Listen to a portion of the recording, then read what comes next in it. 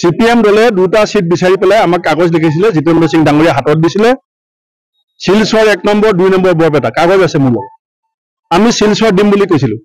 যেতিয়া শিলচৰ দিম বুলি কলো পিছত তেওঁলোকে আৰু এখন চিঠি দিলে বৰপেটা লাগে বৰপেটাত কংগ্ৰেছৰ 5 জন সিটিং এমএলএ আছে এটা দলৰ ইমানখিনি শক্তি থকাৰ পিছত কোন দলে এটা সিট তেনেকুৱা এৰিব তেওঁ গোকাত মিছা কথা কৈছে গোকাত মিছা কথা সত্যটো হৈছে ভূপেন বৰাই নিজে প্ৰস্তাৱ কৰিছিল যদি সিপিএমে ইলেকশ্যন খেলিব লাগে মনোৰঞ্জন তালুকদাৰ কেণ্ডিডেট হ'ব লাগিব কাৰণ মনোৰঞ্জন তালুকদাৰ পাব্লিক ফেচ এখন লাগিব তেওঁৰ প্ৰস্তাৱত আমি আলোচনা বিলোচনা কৰি সিদ্ধান্ত লৈছো আজি তেওঁ ওলটা খৰ মাৰিছে বৰপেটাত বিৰোধীৰ অংকত লাগিছে আউল বাকযুদ্ধ হ'ব লাগিছিল শাসক বিৰোধীৰ মাজত কিন্তু হৈছে ওলটা বৰপেটাত বোকা ছটিওৱাৰ ৰাজনীতি অব্যাহত আছে বিৰোধী শিবিৰৰ ৰথী মহাৰথীসকলৰ মাজত তুমি ঐক্যমঞ্চৰ কথা নকবা ভূপেন বৰা কাৰণ তোমাৰ লগত কোনো দল নাই আমাৰ লগত আছে আমি বিৰোধী পক্ষৰ প্ৰাৰ্থী সকলো দলে আমাক সমৰ্থন দিছে কংগ্ৰেছক দিয়া নাই এতিয়া লুৰিণজ্যোতিও আহিব নোৱাৰে কংগ্ৰেছৰ কাৰণে প্ৰচাৰ কৰিবলৈ আহিবলৈকে নাহে অখিল গগৈও নাহে APCCৰ সভাপতি ভূপেন বৰাক প্ৰত্যাহ্বান জনাই CPIMৰ প্ৰাৰ্থী মনোৰঞ্জন তালুকদাৰৰ ঘোষণা বৰপেটাত কংগ্ৰেছ দল অকলশৰীয়া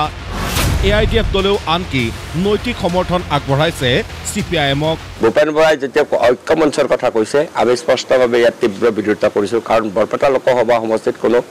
ঐক্যমঞ্চ নাই কংগ্ৰেছ দলক কোনো দলে সমৰ্থন কৰা নাই লুৰিণজ্যোতি গগৈৰ জাতীয় পৰিষদে সমৰ্থন কৰা নাই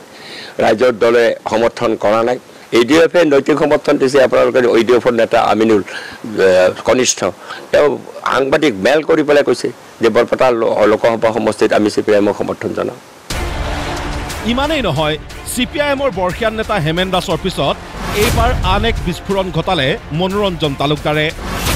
হেমেন দাসে কৈছিল বৰপেটাত শাসকীয় দলৰ বুধিয়ক নেতাজনৰ কথামতেই প্ৰাৰ্থী দিছে কংগ্ৰেছে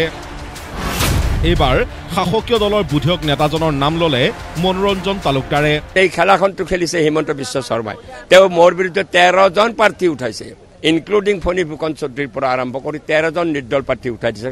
কংগ্ৰেছৰ সহ এতিয়া কংগ্ৰেছৰ প্ৰাৰ্থী হিমন্ত বিশ্ব শৰ্মাই উঠাইছে এই কথাটোতো ইতিমধ্যে স্পষ্ট হৈ গৈছে ওলাইও গৈছে নহলে প্ৰাৰ্থীগৰাকীয়ে টিকট পোৱাৰ পিছতে কেলেই হিমন্ত বিশ্ব শৰ্মাৰ মাকৰ আশীৰ্বাদ ল'বলৈ গৈছিল তেওঁতো ডলি গগৈৰ ওচৰলৈকে যোৱা নাই গৌৰৱৰ মাৰ ওচৰলৈকে যোৱা নাই দেৱব্ৰত শইকীয়া বা হিতেশ্বৰ শইকীয়াৰ সহধৰ্মিনী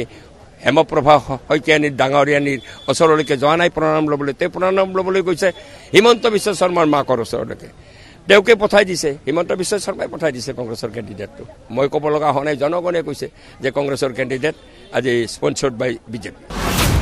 APCCৰ সভাপতি ভূপেন বৰাই মিত্ৰতাৰ ধৰ্ম পালন নকৰাৰো অভিযোগ তুলিলে CPIM দলে ভূপেন বৰাই 5 জন MLA দেখুৱাই মিত্ৰতাৰ ধৰ্ম ভংগ কৰিব আৰু বৃহৎ দল হিচাপে স্যাক্ৰিফাইস নকৰিব আৰু আবুল তাবুল কথা ক'ব তথ্যভিত্তিক কথা নক'ব যে বিজেপি যে স্যাক্ৰিফাইস কৰিছে অকপক দিছে এই কথাটো ভূপেন বৰাই জনা উচিত আছিল কংগ্ৰেছ দলৰ সভাপতিৰ কথাবিলাকৰে স্পষ্টীকৰণ দিছো কংগ্ৰেছ কৰ্মীবিলাকৰ এইবিলাকক লৈ লেঠা নাই মই ইতিমধ্যে উল্লেখ কৰিছো কংগ্ৰেছৰ কৰ্মীসকলৰ এইবিলাক লৈ লেঠা নাই তেওঁলোকে যথেষ্ট সচেতনতাৰ পৰিচয় দিছে কংগ্ৰেছ কৰ্মী আৰু সমৰ্থকসকলক তাৰ কাৰণে মই ধন্যবাদ দিছো কংগ্ৰেছ আমাৰ শত্ৰু নহয় কংগ্ৰেছ আমাৰ প্ৰতিদ্বন্দ্বী বৰপেটা কেন্দ্ৰ কৰি কংগ্ৰেছ আৰু CPIMৰ দুৰ্বাদল কাজিয়াৰ পিছত ৰাইজৰ দলৰ মুৰব্বী তথা বিধায়ক অখিল গগৈৰ আহ্বান বিৰোধীয়ে সোনকালে খোৱা কামোৰা বন্ধ কৰক অন্যথা বৰপেটাত লাভৱান হ'ব অগপ মই মানে মনোৰঞ্জন তালুকদাৰৰ কথাটোতো বিশ্বাস কৰা নাই মানে বিজেপিৰ মতে নহয় আসলতে এই গোটেই তিনিটা পাৰ্টি আমাৰ কংগ্ৰেছ আমাৰ CPIM আৰু আমাৰ তৃণমূল কংগ্ৰেছ এই তিনিটা পাৰ্টি খোৱা কামোৰাৰ কাৰণেহে এইটো হৈছে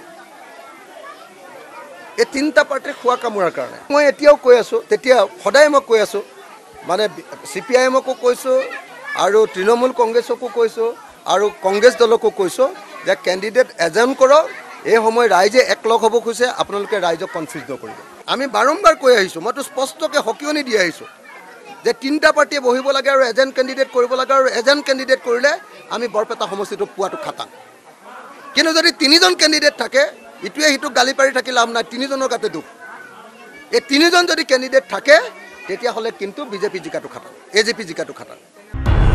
ইফালে অখিল গগৈৰ বক্তব্য সন্দৰ্ভত মনোৰঞ্জন তালুকদাৰে প্ৰতিক্ৰিয়া আগবঢ়ালে এইদৰে অখিল গগৈ যেটো কথা কৈছে সেইটো কথা কংগ্ৰেছক বাৰে বাৰে তেওঁ কৈছে কোৱাৰ পিছতো কংগ্ৰেছে শুনা নাই এডামেণ্ট নুশুনিলে কি কৰা যাব আমি ৰাইজক ঐক্য হ'ব কৈছোঁ যেতিয়া হেৰি কংগ্ৰেছে কেণ্ডিডেট নুঠায় বা আলোচনাতো আহিব নোখোজে অখিল গগৈৰ অনুৰোধ উফৰাই দিছে এতিয়া আমি ৰাইজক কৈছোঁ ৰাইজে এক হওক আৰু ৰাইজ অলৰেডি এক হৈ গৈছে ব্যুৰ' ৰিপৰ্ট প্ৰতিদিন টাইম